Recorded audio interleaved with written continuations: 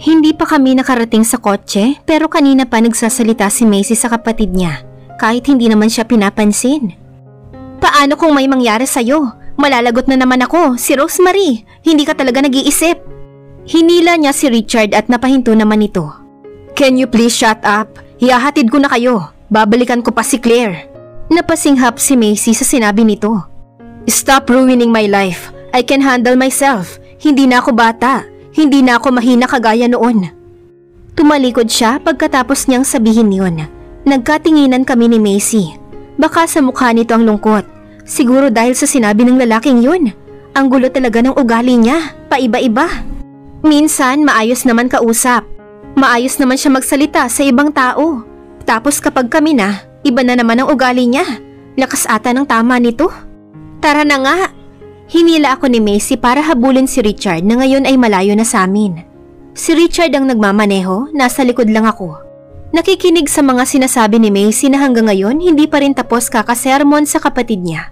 Yung kapatid niya naman parang wala lang, nakafocus sa biyahe. Habang nasa biyahe, naalala ko ang sinabi ni Claire. Kahit naman English yon, may naintindihan pa rin naman ako. Bigla akong natakot. Alam kong kaya niyang gawin ang lahat ng yun. Wala naman akong laban, sino ba naman ako? At bakit ba siya nababahala? Kung alam niya namang hindi ko magagawang maagaw si Richard at wala naman akong balak. Tanging para sa trabaho lang ang ginagawa ko, wala nang iba pa. Nasaan ang kotse mo? Tanong niya nang makababa kami. Kita ko kung paano umirap si Macy. Pagod kami kagabi kakabiyahe para puntahan ka, tapos papauwiin mo lang kami. Can we join here na lang? Pampawala ng pagod. Nagtataray pa rin niyang sabi. Napabuntong hininga si Richard. Sisirain niyo na naman kami. Just go home, Macy. Bring her. Lumingon siya sa akin na walang nakabakas na emosyon. Anong problema nito? Nananahimik lang naman ako. Ako nang bahala kina Daddy. Hindi sila magagalit kapag kasama mo ko at si Rosemary. Sige na Twinnie kong pogi, promise. Itinaas niya ang kanang kamay niya. Magbibehave ako, I mean kami. Walang gulo. Cross my heart, I won't die. Kita ko kung paano napabuntong hininga si Richard. Mukhang suko na siya at hindi matiis ang kakambal. Okay, fine. Just behave, okay? Don't make fight with Claire, Macy. Sabi niya. Tumango-tango si Macy bilang pagsang-ayon. Lumingon siya sa akin na nakangiti at tumataas ang dalawang kilay na para bang may masamang balak. Napailing na lang tuloy ako. Naunang tumalikod sa amin si Macy. Naiwan kaming dalawa ni Richard. You. Gulat akong lumingon sa kanya. Napaawang ang labi. Po? Tanong ko pa. Bantayan niyo si Macy. Mag-behave ka rin. Pinapasakit niyo ang ulo ko. Ha? Bakit kami? Wala naman kaming ginagawa, sir, pero may tanong po ako. Mahinang sabi ko. Ano? Sungit? Uminom na po ba kayo ng gamot niyo? Tsaka hindi lang naman si Macy ang babantayan ko, ikaw din. Napahilot siya ng sentido. Don't worry, I'm done taking my medicines. And please huwag kayong lumapit sa amin. Kung gusto mo akong bantayan, sa malayo lang. Pagkatapos niyang sabihin yon, tumalikod na siya. Anak nang. Sumunod na lang ako sa kanya pabalik sa kotse. Paano kaya yun? Sa malayo ko siya babantayan? Paano kung malunod siya, di tatakbo pa ako mula sa malayo para sagipin siya. Pero naalala kong hindi nga pala ako marunong lumangoy. You're back! Tumakbo palapit si Claire kay Richard at niyakap ito. Napaiwas ako ng tingin nang maghalikan sila sa harap ko. Akala ko ba umalis na kayo? Pagtataray niya na naman. Napaatras ako nang pumunta sa harap si Macy. Ito na naman tayo. Bawal ba kaming mag-relax? Tanong niya. Magsasalita pa sana si Claire nang pigilan siya ni Richard. Let them babe, ako ang nagpasama sa kanila. Umirap na lang si Claire at hinila papalayo sa amin si Richard. Akala niya ata kakainin namin ng buhay ang boyfriend niya. Pangit naman. Komento agad ni Macy at humarap sa akin. Let's buy swimsuits and everything. Hindi ako nakareact kaagad nang hilain niya na naman ako. Hindi ako nagsusuot ng ganun. Hala, ang ganda ng katawan mo. Hey, loosen up. Tumayo ka ng maayos. Nakasimangot akong nakatingin sa kanya at tinakpan ang katawan ko. Pinasuot niya sa akin ang itim na swimsuit na may 2 butas sa gilid ko. Grabe, bakit mo tinatago yung katawan mo? Baka dahil dyan magkaka-boyfriend ka. Dagdag pa nito. Nakasuot na rin siya ng kanya, kulay asul naman. Pareho kaming dalawa, kulay lang ang magkaiba. Nakakahiya, pwede bang magpalit na lang ako? Kahit mag-t-shirt na lang ako? Napairap siya sa sinabi ko. This is a beautiful beach, Rosemary. Ang corny naman kung magsusuot ka ng t-shirt. Pinaayos niya ako ng tayo at hinila palabas. Hiyang-hiya pa rin ako sa suot ko. Hindi ako sanay at unang saba ko palang magsuot ng ganitong damit. Sumabay pa ang malamig na hangin at mainit na araw. Nandoon sila! Kung hindi lang to anak ng amo ko si Macy, kanina ko pa siya nasapak kakahila sa akin. Hi guys! Bati niya. Lahat sila ay sabay tumingin sa amin. Napayuko ako nang makitang umawang ang bibig ng iilan sa kanila. Can we join? Dagdag na tanong ni Macy.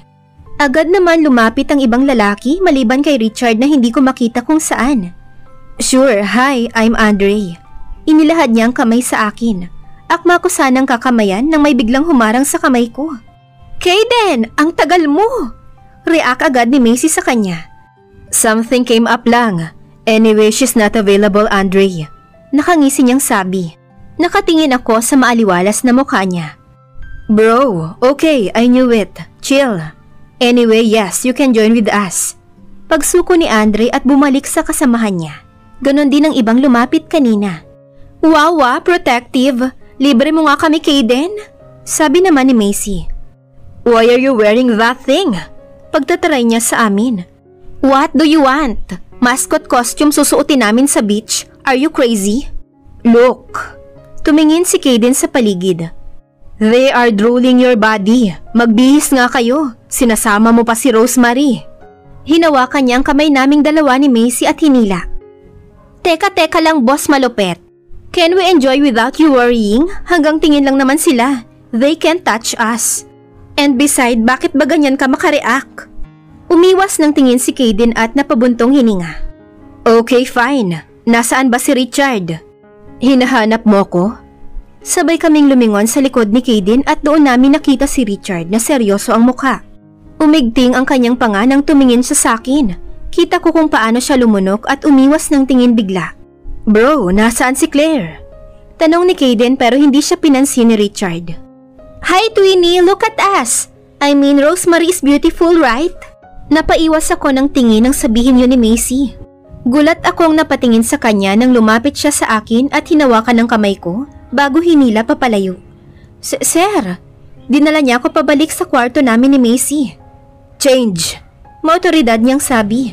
Nagtataka akong tumingin sa kanya. What? I said change. Dagdag niya pa na hindi nakatingin sa akin. Bakit? Anong nangyayari sa kanya at bakit ganito ang inasta niya? Ang gulo. Magbibihis ka ba? O ako ang magbibihis sa'yo? What the hell, Richard?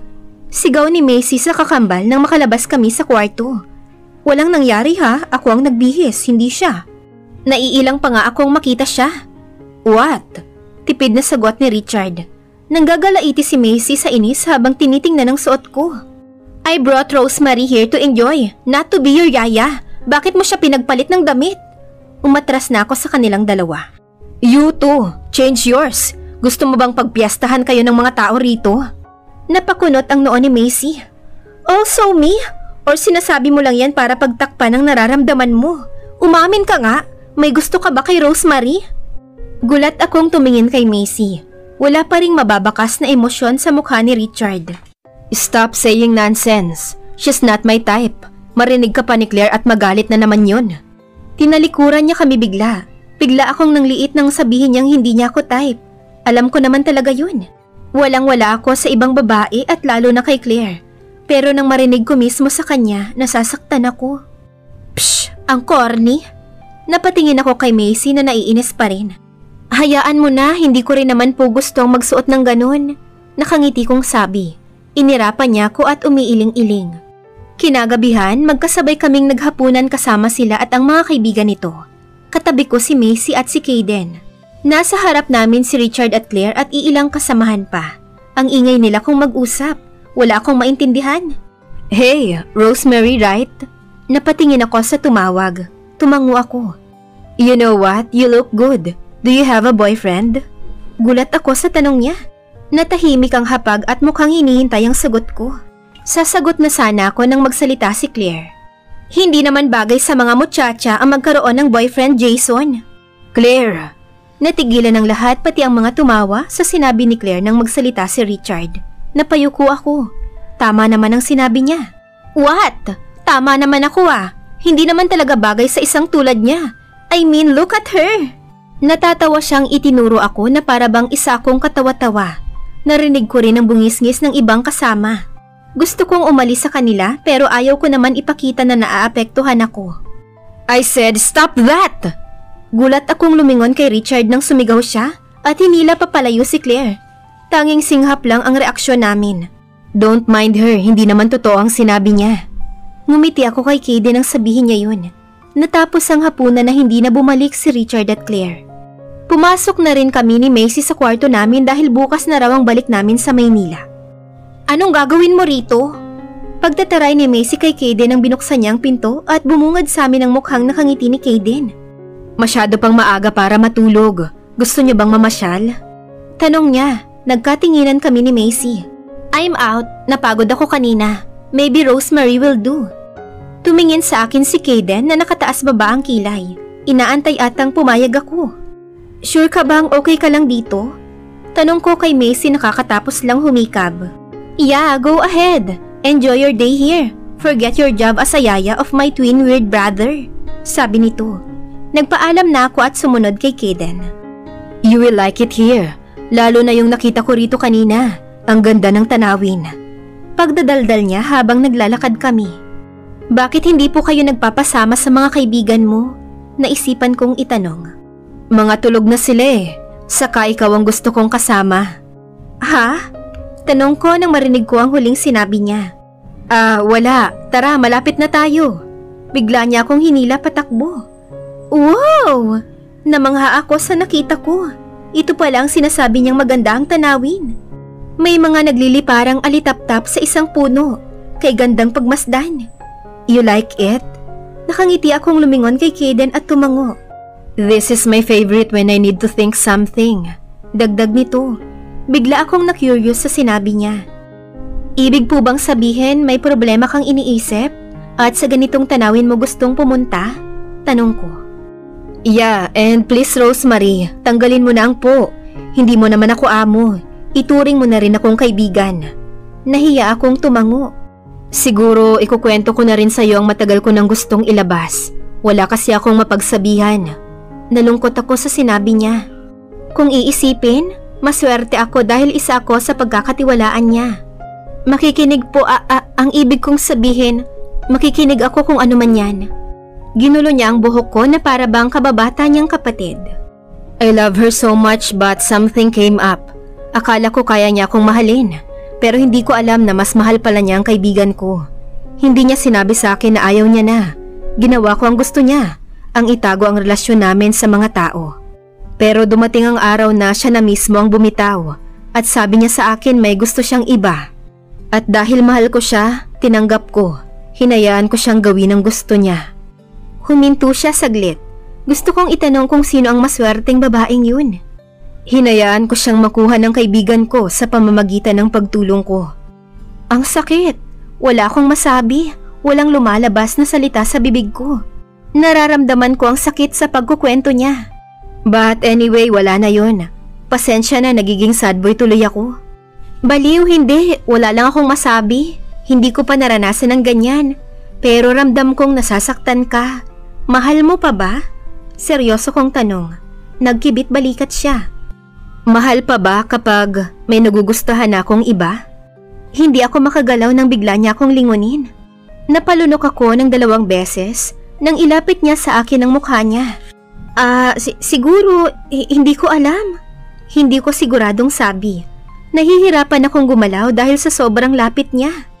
Yeah, maybe I like someone else. To the point that I can forget her.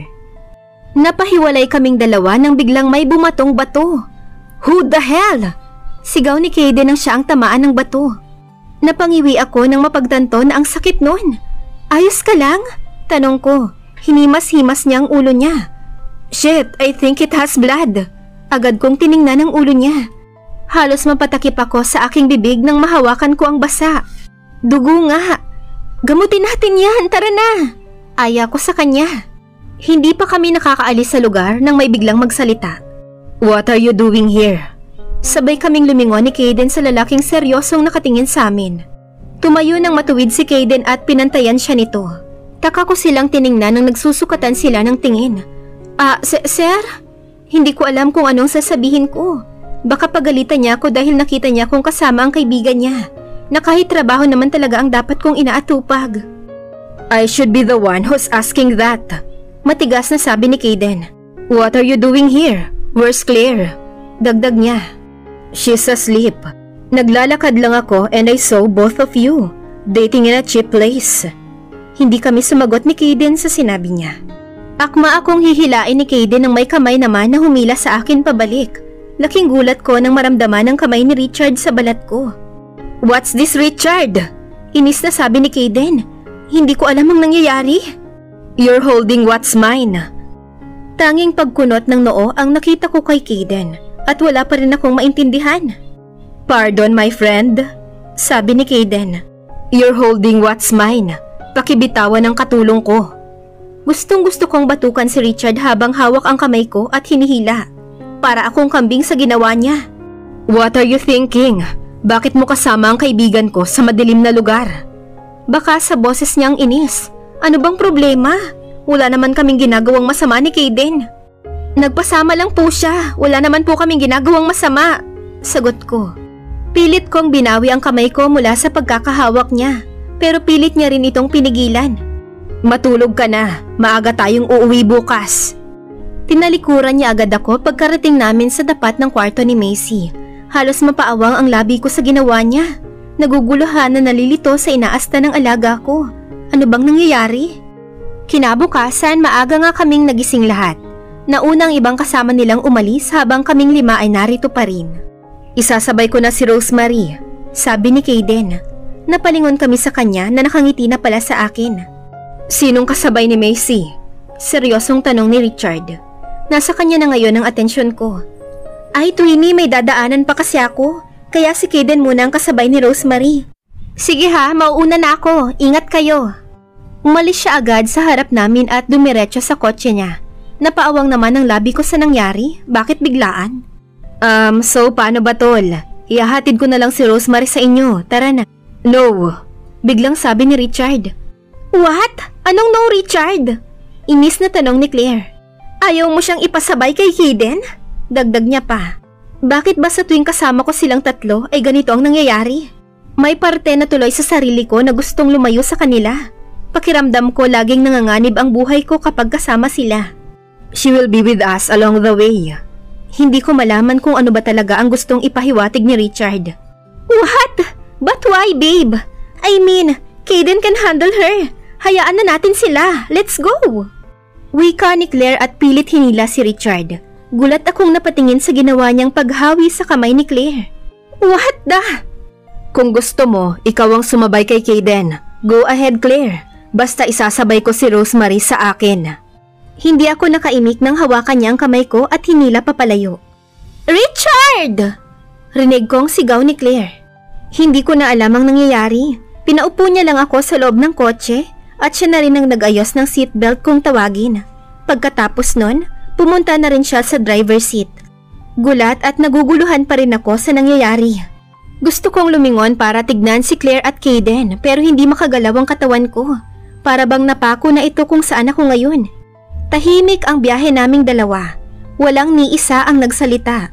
Gustuhin ko mang magtanong tungkol sa nangyari kanina pero hindi ko pa rin magawa. Ewan ko ba? Hanggang makarating kami sa bahay, nauna siyang bumaba at pumasok sa loob. Naiwan akong naguguluhan pa rin. Ngayon, hindi na naman niya ako pinapansin. Daig pa namin ng mag-asawang nagkakatampuhan. Napapailing na lang ako bago bumaba. Hi! Napahinto ako nang marinig ko ang boses ni Kylie sa gilid. Dad, this is Rosemary. Masayang sabi niya sa lalaking katabi. Halos mapaawang ang labi ko sa lalaking kaharap ko ngayon. Bigla akong kinabahan nang ililahad niya ang kamay niya. Hello, Iha. Aniya, nataranta akong abutin ng kamay nito. Ang gwapo. Hindi mukhang matanda o may anak na kaedad ko lang. Siya ang bagong yaya ni Richard. Nakangiting wika ni Kylie. Napalunok ako ng 2 beses habang nakatingin sa daddy niya. Lakas makalaglag pa nga. Hey Rosemary! Thank goodness at nandito ka na. Can I have a favor? Napalingon ako kay Ma'am Eliza na lumabas ito mula sa kusina. Kasama si Sir Joseph. Opo ma'am, sagot ko. Ayaw kasing bumukas ng pinto ni Richard. Dadalhin ko sana siya ng paborito niyang pagkain. Can you do it for me? Sambit niya habang nakangiti. Agad ko siyang nilapitan at kinuha ang dalang pagkain. Sige po ma'am, wika ko. Nagpaalam ako sa kanila para puntahan na ang magulo kong alaga. 3 beses akong kumatok pero hindi pa rin ako binuksan hanggang sa aalis na sana ako nang biglang bumukas ang pinto. Bumungad sa akin ang mabangong katawan na nakahubad sa harap ko. Halos mapaawang ang labi ko at hindi makagalaw. Dahan-dahan kong inangat ang tingin ko sa kanya. Napalunok ako ng 2 beses bago umiwas ng tingin. Inilahad ko sa kanya ang dala kong tray ng pagkain. Pinapabigay po ng mami niyo. Nauutal kong sabi. Halos mangalay na ako, hindi niya pa rin kinuha. Pakilagay na lang sa table. Gulat akong tumingin sa kanya. Bakit hindi na lang niya kunin? Sige po. Sambit ko at dumiretso sa loob ng kwarto niya. Binigyan niya ako ng daan para makapasok. Pagkalapag ko ng tray, nagulat ako nang biglang sumarado ang pinto. Aalis na po ako. Akma akong pupunta sa pintuan nang bigla niya akong hinarangan. Let's talk. Wika niya. Naguguluhan ko siyang tiningnan. I have something to tell you. Hindi ko na ata kayang palampasin pa ang araw na to. Dagdag niya pa. Hindi ako nakapagsalita. Kinakabahan sa sobrang lapit niya tapos nakahubad pa siya sa harap ko. Diyos ko. Ano pong sasabihin niyo? Tanong ko. Bumuntong hininga siya. Ginulo ang basang buhok. I don't know why I felt something rare. Hindi ko alam kung bakit ikaw naiisip ko araw-araw. How do you do that? Baka sa mukha niya na naiinis siya. Ha? Hindi ako sigurado kung naiintindihan ko ba ang sinabi niya. You keep running in my mind. Simula nang dumating ka rito, naguguluhan ako. You're just my maid pero bakit mo ako ginugulo? Nagulat ako sa pagsigaw niya. Ano bang ginawa ko? Ano pong ginawa ko? Tanong ko. Wala kang ginawa. Ginugulo mo lang ang isip ko. Nasisira ang relasyon ko kay Claire. Please stay away from me. Nasasaktan ako sa sinabi niya. Wala naman akong ginagawa para sabihin niya yun. Pasensya na po kung may nagawa akong hindi ko alam. Nagtatrabaho lang po ako. Hindi ko hinangad na maguluhan ka sa anuman ang nangyari. Mahabang wika ko. Makakalabas ka na. Sambit niya. Tanging tangulang ang sinabi ko at umalis na sa harap niya. Hindi ko pa rin alam ang ginawa ko at bakit ako nasasaktan sa sinabi niya. Gusto niya akong umalis dito. Pero bakit? Sir, tawag ko sa kanya. Hindi siya lumingon. Nakatalikod pa rin kung saan ang pwesto niya kanina. Salamat sa pagtanggap sa akin dito. Aalis na lang po ako para hindi na kita magulo. Huling sinabi ko. Akma kong bubuksan ang pinto nang mapahinto ako dahil sa pagsalita niya. I like you, Rosemary, but I can't afford to lose Claire.